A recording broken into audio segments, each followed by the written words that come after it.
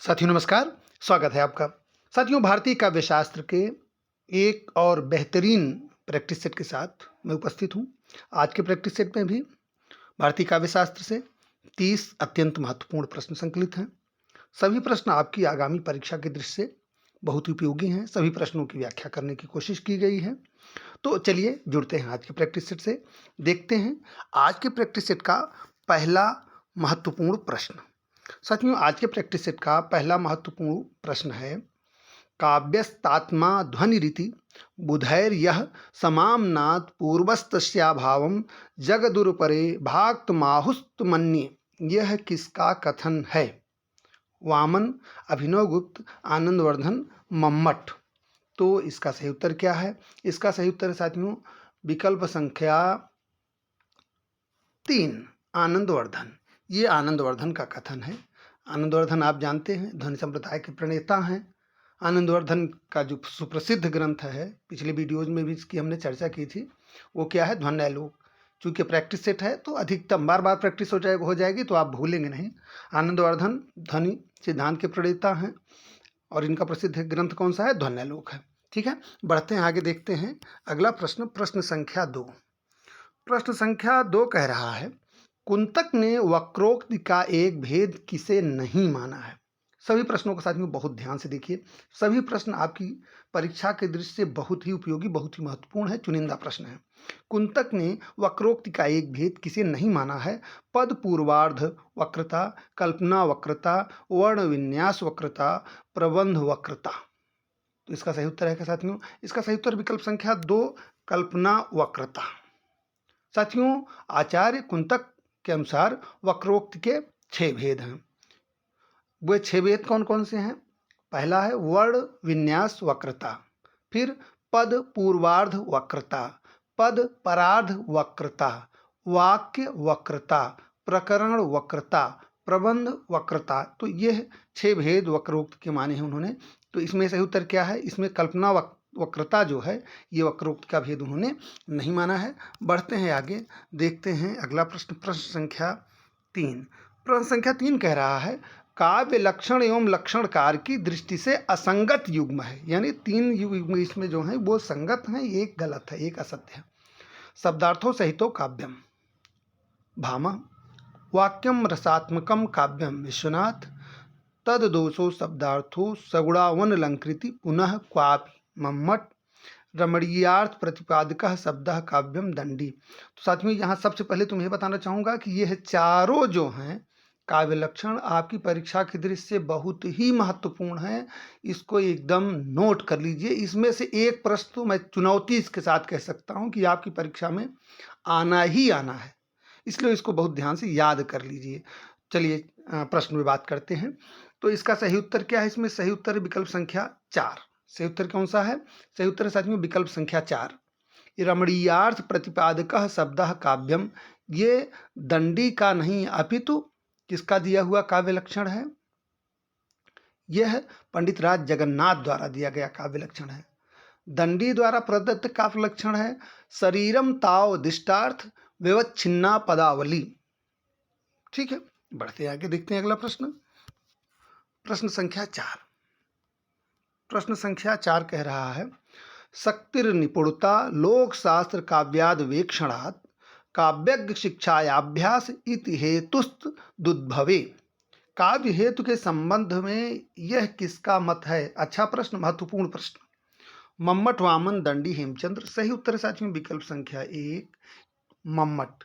काव्य हेतु विषयक यह मत आचार्य मम्मट का है। ठीक है, आगे बढ़ेंगे, देखेंगे अगला प्रश्न। प्रश्न संख्या 5, बहुत अच्छा प्रश्न, बहुत बार परीक्षाओं में पूछा गया प्रश्न, बहुत चर्चित प्रश्न। काव्य प्रयोजन को मुझे लग रहा है कि यह है अपने आप में एक बहुत संपूर्ण मत है काव्य प्रयोजन के संदर्भ में। काव्यम यश्ये अर्थकृते व्यवहार विदेश वेत रक्षतये सद्यः परिनिवृत्तये कांता संमितयो देश युजे।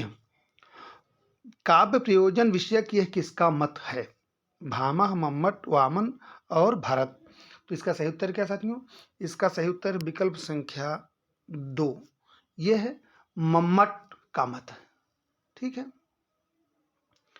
भामा का जो मत है वो कौन सा है? धर्मार्थ काम मोक्ष छेषु वैक्षण्यम कलाश्च करोति कीर्ति प्रीतिम च साधु काव्य निवेशनम। आचार्य वामन का काव्य प्रयोजन के संबंध में मत है काव्यम सदिष्टार्थ दृष्टार्थ प्रीत कृत हेतुत्वात्। ठीक है, तो यह सही उत्तर इसका क्या है? काव्यम से अर्थ कृते व्यवहार विदेश वेत रक्षते सद्य परिवृत्ते एकांता समिति उपदेश युजे। यह किसका? यह मम्मट का प्रयोजन के संबंध में मत है। ठीक है, बढ़ते हैं आगे, देखते हैं अगला प्रश्न, प्रश्न संख्या 6 साथियों। प्रश्न संख्या 6 देखिए, यह इसमें शब्द शक्ति के संबंध में असत्य कथन है, यानी इनमें 3 कथन सही है, एक कथन असत्य है। शब्द शक्ति के संबंध में प्रश्न को ध्यान से देखिए, थोड़ा गहराई ली हुई प्रश्न है। शब्द की शक्ति उसके अंतर्निहित अर्थ को व्यक्त करने का व्यापार है। अभिधा शब्द शक्ति के द्वारा 3 प्रकार के शब्दों रूढ़, यौगिक और योग रूढ़ का अर्थबोध होता है। मम्मट ने शब्द शक्ति के लिए शक्ति तथा विश्वनाथ ने व्यापार शब्द का प्रयोग किया है। व्यंजना शब्द शक्ति से प्राप्त अर्थ को प्रतीयमानार्थ भी कहते हैं। तो यहाँ सही उत्तर कह सकते हैं, यह उत्तर विकल्प संख्या 3। यह असंगत कथन है, क्योंकि मम्मट ने शब्द शक्ति के लिए व्यापार शब्द का तथा विश्वनाथ ने शक्ति शब्द का प्रयोग किया। ठीक है, शेष तीनों विकल्प सही हैं। बढ़ते हैं आगे, देखते हैं अगला प्रश्न, प्रश्न संख्या 7। काव्य के कितने प्रधान भेद होते हैं? काव्य के कितने प्रधान भेद होते हैं? तो यहाँ ये बहुत सरल प्रश्न है, सीधा प्रश्न है। काव्य के 2 प्रधान भेद होते हैं। कौन सा? दृश्य काव्य और श्रव्य काव्य। ठीक है, सीधा बढ़ेंगे आगे, देखते हैं अगला प्रश्न, प्रश्न संख्या 8। प्रश्न संख्या 8 कह रहा है सौंदर्यम अलंकार किस आचार्य का कथन है? दंडी, भामा, वामन, उद्भट। सौंदर्यम अलंकार किस आचार्य का कथन है? तो इसका सही उत्तर है साथियों विकल्प संख्या 3, वामन। सौंदर्य अलंकार आचार्य वामन का कथन है। बढ़ेंगे आगे, देखेंगे अगला प्रश्न, प्रश्न संख्या 9। प्रश्न संख्या 9 कह रहा है जहां पर प्रत्यय के द्वारा प्रस्तुत में कोई चमत्कार उत्पन्न हो जाता है वहां पर किस रूप की पूर्वार्ध वक्रता होती है? पर्याय वक्रता, विशेषण वक्रता, संतृप्ति वक्रता, प्रत्यय वक्रता। तो इसका सही उत्तर क्या साथियों? इसका सही उत्तर विकल्प संख्या 4, प्रत्यय वक्रता। ठीक है, बढ़ेंगे आगे, देखेंगे अगला प्रश्न, प्रश्न संख्या 10। सरल प्रश्न है, लेकिन चूंकि अभ्यास सेट है तो अभ्यास करिए। वाक्यम रसात्मकम काव्यम किस आचार्य का कथन है? आचार्य विश्वनाथ, आचार्य हेमचंद्र, पंडित राज जगन्नाथ, आचार्य कुंतक। यहाँ फिर एक बार मैं आग्रह करूंगा साथियों कि यह प्रश्न बहुद्वार NET, JRF, UP TGT, UP PGT, assistant professor भर्ती परीक्षा, केंद्रीय विद्यालय, DSSB, सभी परीक्षाओं में ये प्रश्न पूछा जा चुका है, इसलिए इसमें गलती न करिएगा। वाक्यम रसात्मक काव्य, इस तरह से 10-15 सूक्तियां अगर आप याद कर लीजिए तो आपका 2-3 प्रश्न तो आपका पक्का हो जाता है, इसलिए बहुत ध्यान से देख लीजिए। वाक्यम रसात्मकम काव्यम किस आचार्य का कथन है? इसका सही उत्तर क्या है? इसका सही उत्तर विकल्प संख्या 1, आचार्य विश्वनाथ। ये किसका कथन है? आचार्य विश्वनाथ का कथन है। विश्वनाथ के जो प्रसिद्ध ग्रंथ हैं उनको जान लीजिए। साहित्य दर्पण, बहुत ही इनकी पहचान साहित्य दर्पण से है। प्रभावती परिणय इनकी एक नाटिका है। राघव विलास एक महाकाव्य है। ठीक है, बढ़ते हैं आगे, देखते हैं अगला प्रश्न, प्रश्न संख्या 11। प्रश्न संख्या 11 कह रहा है साथियों कंकन किंकिनी नूपुर धुन सिनी कहत लखन सन राम हृदय गुण। यह पंक्तियां किस गुण का उदाहरण हैं? ओज गुण, प्रसाद गुण, माधुर्य गुण, त्रिगुण।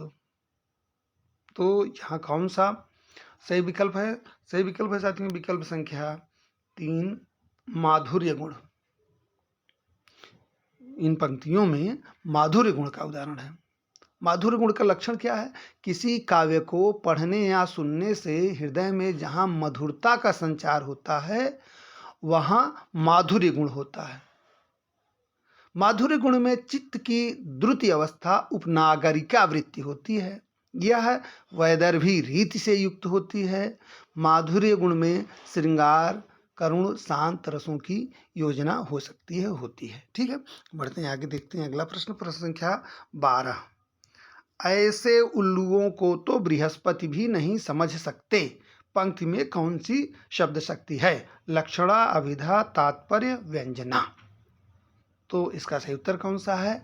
इसका सही उत्तर है साथियों विकल्प संख्या 1 लक्षणा। ठीक है, बढ़ेंगे आगे, देखेंगे अगला प्रश्न, प्रश्न संख्या 13। प्रश्न संख्या 13 कह रहा है साथियों, भाषा शैली की दृष्टि से श्रव्य काव्य के 3 भेद किए जाते हैं, कौन सा एक श्रव्य काव्य का भेद नहीं है? पद्य काव्य, गद्य काव्य, चंपू काव्य, महाकाव्य।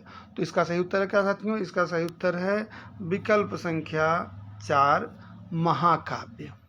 महाकाव्य भाषा शैली की दृष्टि से श्रव्य काव्य नहीं है। भाषा शैली की दृष्टि से श्रव्य काव्य के 3 भेद हैं, पद्य काव्य, गद्य काव्य और चंपू काव्य। ठीक है साथियों, बढ़ेंगे आगे, देखेंगे प्रश्न संख्या 14। प्रश्न संख्या 14 बहुत अच्छा प्रश्न है। माधुर्य गुण के संबंध में कौन सा कथन असत्य है? बहुत महत्वपूर्ण, बहुत अच्छा प्रश्न है। इसमें संयुक्ताक्षर का प्रायः अभाव होता है, समास का अभाव होता है, इसमें हृदय में द्रुति उत्पन्न होती है, इसमें ट वर्ग के व्यंजन रहते हैं। तो इसमें साथियों असत्य कथन है विकल्प संख्या 4, चूंकि ट वर्ग के व्यंजन जो हैं वो ओज गुण वाले जो पद होते हैं, ओज गुण वाले जो काव्य होते हैं, उनमें ट वर्ग के व्यंजन की प्रधानता रहती है। बाकी तीनों विकल्प सही हैं। तो असत्य कौन सा है? विकल्प संख्या 4। पढ़ते हैं आगे, देखते हैं अगला प्रश्न, प्रश्न संख्या 15। ओज गुण का संबंध किस रस से है? ओज गुण का संबंध किस रस से है? रौद्र, श्रृंगार, शांत, करुण। तो सही उत्तर इसका क्या है? इसका सही उत्तर विकल्प संख्या 1 रौद्र। सही उत्तर कौन सा है? विकल्प संख्या 1 रौद्र रस। बढ़ते हैं आगे, देखते हैं अगला प्रश्न, प्रश्न संख्या 16। निम्नलिखित में कौन अर्थ दोष के अंतर्गत आता है? कष्टार्थत्व, न्यून पदत्व, अप्रयुक्तत्व, अधिक पदत्व। तो सही उत्तर क्या है साथियों? इसका सही उत्तर विकल्प संख्या 1 कष्टार्थत्व अर्थ दोष के अंतर्गत आता है, जबकि न्यून पदत्व, अधिक पदत्व, अप्रयुक्तत्व ये सब क्या हैं? ये सब शब्द दोष के अंतर्गत आते हैं। ठीक है, बढ़ते हैं आगे, देखते हैं अगला प्रश्न, प्रश्न संख्या 17। प्रश्न संख्या 17 कह रहा है, मम्मट के काव्य प्रयोजन में कौन सा शामिल नहीं है? कांता के समान उपदेश, यश प्राप्ति, अमंगल का नाश और लोकातीत आनंद। तो इसका सही उत्तर क्या है? इसका सही उत्तर विकल्प संख्या 4 लोकातीत आनंद मम्मट के काव्य प्रयोजन में सम्मिलित नहीं है, बाकी तीनों सम्मिलित हैं। ठीक है, बढ़ेंगे आगे, देखेंगे अगला प्रश्न, प्रश्न संख्या 18। प्रयोजनवती लक्षणा के भेद हैं गौड़ी शुद्धा, शुद्धा रूढ़ा, शाब्दीयार्थी, गौड़ी रूढ़ा। ठीक है, तो सही उत्तर इसका क्या साथियों? इसका सही उत्तर विकल्प संख्या 1 गौड़ी शुद्धा प्रयोजनवती लक्षणा के भेद हैं। ठीक है, बढ़ते हैं आगे, देखते हैं अगला प्रश्न, प्रश्न संख्या 19। प्रश्न संख्या 19 अच्छा प्रश्न। प्रबंध काव्य में संगठन किसके द्वारा किया जाता है? देश, काल, चरित्र, कथोपकथन, कथानक। तो इसका सही उत्तर क्या साथियों? इसका सही उत्तर विकल्प संख्या 4 कथानक। ठीक है, प्रबंध काव्य में संगठन कथानक के द्वारा किया जाता है। बढ़ते हैं आगे, देखते हैं अगला प्रश्न, प्रश्न संख्या 20। प्रश्न संख्या 20 कह रहा है, बहुत अच्छा प्रश्न है, बहुत ध्यान से देख लीजिए। बीती या भावी घटनाओं की सूचना देने वाले को नाटक में क्या कहते हैं? विदूषक, विष्कंभक, सूत्रधार, उद्घोषक। तो यहाँ सही उत्तर क्या है साथियों? इसका सही उत्तर है विकल्प संख्या 2 विष्कंभक। बीती या भावी घटनाओं की सूचना देने वाले को नाटक में विष्कंभक कहते हैं। विदूषक किसको कहते हैं? विदूषक हंसाने वाला पात्र होता है, उसके जो कथन होते हैं एक तरफ तो हास्य को जन्म देते हैं, दूसरी तरफ उनमें कटु सत्य का भी पुट होता है, यानी कटु सत्य भी उसमें छिपा होता है। सूत्रधार नाटक का प्रारंभ और अंत करता है, कभी कभी नेपथ्य से वो संचालन भी करता है, और घोषणा करने वाले को क्या कहा जाता है? उद्घोषक कहा जाता है। ठीक है, बढ़ते हैं आगे, देखते हैं अगला प्रश्न, प्रश्न संख्या 21। प्रश्न संख्या 21 कह रहा है साथियों, भारतीय काव्यशास्त्र नाटक के तीन तत्वों को मान्यता देता है? भारतीय काव्यशास्त्र नाटक के किन 3 तत्वों को मान्यता देता है? वस्तु नेता रस, रस वस्तु संवाद, कथानक संवाद पात्र योजना, देश काल उद्देश्य गीत योजना। तो इसका सही उत्तर क्या साथियों? इसका सही उत्तर है विकल्प संख्या 1। सही उत्तर है विकल्प संख्या 1 वस्तु नेता रस। ठीक है, वस्तु नेता रस। बढ़ते हैं आगे, देखते हैं अगला प्रश्न, प्रश्न संख्या 22। प्रश्न संख्या 22 कह रहा है साथियों, नाटक की समग्र सामग्री की सिद्धि किस साध्य के लिए की जाती है? प्रयत्न, फलागम, नियताप्ति, कार्य। तो इसका सही उत्तर क्या साथियों? इसका सही उत्तर विकल्प संख्या 4, कार्य। सही उत्तर क्या है? विकल्प संख्या 4, कार्य। साथियों, नाटक की समग्र सामग्री की सिद्धि कार्य के लिए की जाती है। प्रयत्न, फलागम, नियताप्ति, प्रत्याशा, प्रारंभ, ये कथा संगठन या कार्यावस्था के भेद। ठीक है, बढ़ते हैं आगे, देखते हैं अगला प्रश्न, प्रश्न संख्या 23। प्रश्न संख्या 23 कह रहा है, मैं तो गिरिधर के यहाँ होना चाहिए था, मैं तो गिरिधर के घर जाऊं। चलिए इसको आप ऐसे समझ लीजिए, मैं तो गिरिधर के घर जाऊं, गिरिधर मारो सांचो प्रीतम, देखत रूप लुभाऊं। इस पद में कौन सा काव्य गुण है? माधुर्य, ओज, प्रसाद, इनमें से कोई नहीं। तो ये तो देखते ही समझ में आ जा रहा है कि इसमें कौन सा गुण है। इसमें सही उत्तर विकल्प संख्या 1, माधुर्य गुण है। ठीक है, बढ़ते हैं आगे, देखते हैं अगला प्रश्न, प्रश्न संख्या 24। प्रश्न संख्या 24 कह रहा है, भारतीय काव्यशास्त्र में अनुकरण शब्द का प्रयोग सर्वप्रथम कहाँ मिलता है? बहुत अच्छा, बहुत महत्वपूर्ण प्रश्न है। भारतीय काव्यशास्त्र में अनुकरण शब्द का प्रयोग सर्वप्रथम कहाँ मिलता है? रामायण में, नाट्यशास्त्र में, अष्टाध्यायी में, साहित्य दर्पण में। तो इसका सही उत्तर क्या साथियों? विकल्प विचार करिए। बहुत एक तरह से ये चर्चित और अच्छा और महत्वपूर्ण प्रश्न है। सही उत्तर क्या है इसका? सही उत्तर है साथियों विकल्प संख्या 2, नाट्यशास्त्र। भारतीय काव्यशास्त्र में अनुकरण शब्द का प्रयोग सर्वप्रथम कहाँ मिलता है? नाट्यशास्त्र में मिलता है। नाट्यशास्त्र को पंचम वेद भी कहा जाता है। नाट्यशास्त्र के रचनाकार भरत मुनि थे। ठीक है, बढ़ते हैं आगे, देखते हैं अगला प्रश्न, प्रश्न संख्या 25। अच्छा प्रश्न, ये भी एकदम नया प्रश्न। रुय्यक किस ग्रंथ के रचयिता हैं? काव्यालंकार, अलंकार सर्वस्व, कुवलयानंद, काव्यादर्श। तो इसमें सही उत्तर क्या है साथियों? इसमें सही उत्तर विकल्प संख्या 2, अलंकार सर्वस्व। अलंकार सर्वस्व ग्रंथ के रचयिता रुय्यक हैं। ठीक है, काव्यालंकार किसका ग्रंथ है? काव्यालंकार आचार्य भामह का ग्रंथ है। कुवलयानंद, साथियों कुवलयानंद टीजीटी की परीक्षा में 2-3 बार पूछा जा चुका है, बहुत रिपीट होता है, इसको लिख लीजिए। कुवलयानंद किसकी लिखी हुई पुस्तक है? ये अप्पय दीक्षित, इसके रचनाकार कौन है? अप्पय दीक्षित हैं, और काव्यादर्श दंडी का प्रसिद्ध ग्रंथ है। ठीक है ना, बढ़ते हैं आगे, देखते हैं अगला प्रश्न, प्रश्न संख्या 26। प्रश्न संख्या 26 कह रहा है साथियों, ध्वनि के त्रिविध प्रकार कौन से हैं? वस्तु अलंकार रस, भाव कल्पना अलंकार, अलंकार रस कल्पना, बुद्धि भाव अलंकार। तो इसमें सही उत्तर क्या साथियों? इसमें सही उत्तर विकल्प संख्या 1, वस्तु अलंकार रस। वस्तु अलंकार रस। ठीक है, बढ़ते हैं आगे, देखते हैं अगला प्रश्न, प्रश्न संख्या 27। भारतीय काव्यशास्त्र का प्राचीनतम ग्रंथ कौन सा है? नाट्यशास्त्र, काव्यालंकार, ध्वन्यालोक, काव्यादर्श। तो सही उत्तर विकल्प संख्या 1, नाट्यशास्त्र। बढ़ेंगे आगे, देखेंगे अगला प्रश्न, प्रश्न संख्या 28। काव्य आत्मा की संकल्पनात्मक अनुभूति है जिसका संबंध विश्लेषण, विकल्प या विज्ञान से नहीं है।